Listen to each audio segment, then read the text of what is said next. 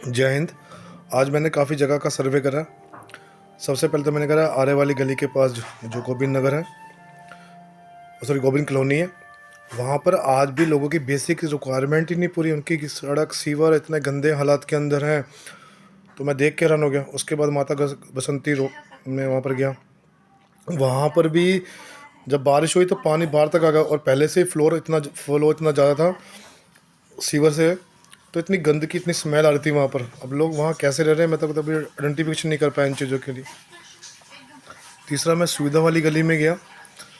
वहाँ जो पुरानी सुविधा वाली गली है, वहाँ पर भी बीच में सीवर इतनी ऊपर है, कहीं सीवर इतनी नीचे है, कहीं पर खड्डे हैं इतने बड़े बड़े, और मेन मेन रोड के ऊपर ही, यानी कि मेन पॉइंट के ऊपर ही।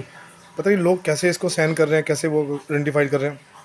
उसके बाद मोती नगर गया। मोती नगर के अंदर मैंने देखा मेन जो होल है वो खुला हुआ है मेन। उसके बाद आगे गया हूँ तो कहीं का सीवर और ब्लॉक है, इतनी स्मेल वहाँ से आ रही थी। और कहीं का वहाँ सिर्फ एक पत्थर लगा दिया गया मेन रोड के ऊपर ही। मोती नगर एरिया जो बूटा सिंह कॉलोनी के पास है, वहाँ पर ही मैंने देखा है कि इतने पॉश एरिया में इतने हाई प्रोफाइल लोगों के अंदर भी सड़क का वही हाल है, सीवर का वही हाल है, वही खड्डे, वही जाम। तो इसको सुधारने के लिए अगर आप लोग अब भी सही उम्मीदवार को वोट नहीं देते तो सर ये कभी भी नहीं हो पाएगा। तो अब की बार 2 मार्च के अंदर संडे को अपने सभी शादी ब्याह जो हैं वो आप बाद में कर लेना, पर अब की बार आपको वोट देना पड़ेगा। अगर आप वोट नहीं दोगे तो ये नेचर चलता रहेगा, और आने वाले में विकास के नाम पे आपको क्या मिलेगा वो आप जानते हो, खड्डे या भ्रष्टाचार। और एक मैंने और देखा है, गली नंबर 6 के बीच में अंदर जाके एक दारू की शॉप है वहाँ पर। तो वहाँ पर भी कुछ लोग दारू पी के यहाँ से वहाँ किसी की कुंडियाँ खड़काते हैं, किसी का वो। तो ये चीज़ें भी ठीक होनी चाहिए।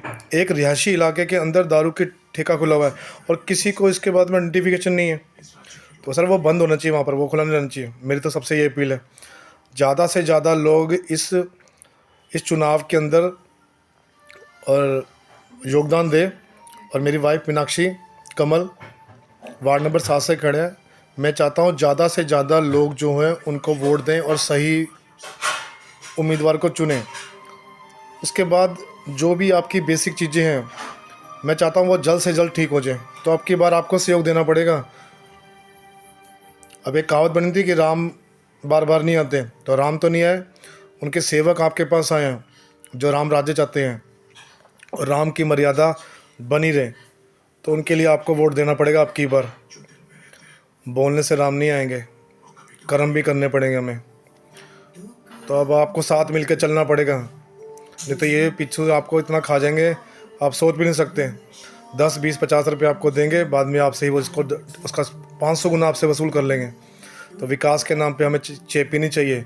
जो सरकार के द्वारा हमें मिला हुआ विकास वो पूरी तरह से हमें चाहिए। जय हिंद। और आप सबको मिल के चलना पड़ेगा अब की बार, नहीं तो आइडेंटिफाई करना मुश्किल हो जाएगा। तो मैं चाहता हूँ कि ज़्यादा से ज़्यादा लोग मेरे साथ जुड़ें और बल्ले के निशान पे क्लिक करें। और नंबर 5 है, वार्ड नंबर 7 से मीनाक्षी कमल। आप सबका सहयोग चाहिए मुझे। मैं आप सबसे हाथ जोड़ के बोल रहा हूँ, क्योंकि आज मैं उनकी हालत देख के बहुत मुझे बुरा लगा कि इन लोगों की बेसिक चीज़ें पूरी नहीं है। ऐसे ऐसे घरों में रह रहे हैं, जब आप देखोगे ना उनकी वीडियो जाके एक बार देखना जो मैंने लगा रखी है, तो आप लोग खुद हो जाओगे। सर आम लोगों को उसका हक दिलवा दो। जो लोग वाकई वो चाहते हैं, उनके घर बार नहीं है, उनका हक उनको मिलना चाहिए। उनकी सड़कें बननी चाहिए, उनका सीवर बनना चाहिए, उनके बच्चों को अच्छी एजुकेशन मिलनी चाहिए। और जो प्रधानमंत्री के द्वारा एक नारा लगाया गया स्वच्छ भारत, और ना मैं खाऊंगा ना मैं खाने दूंगा, वो पूरा होना चाहिए सर। हमारे देश का मान रखना चाहिए और जनता का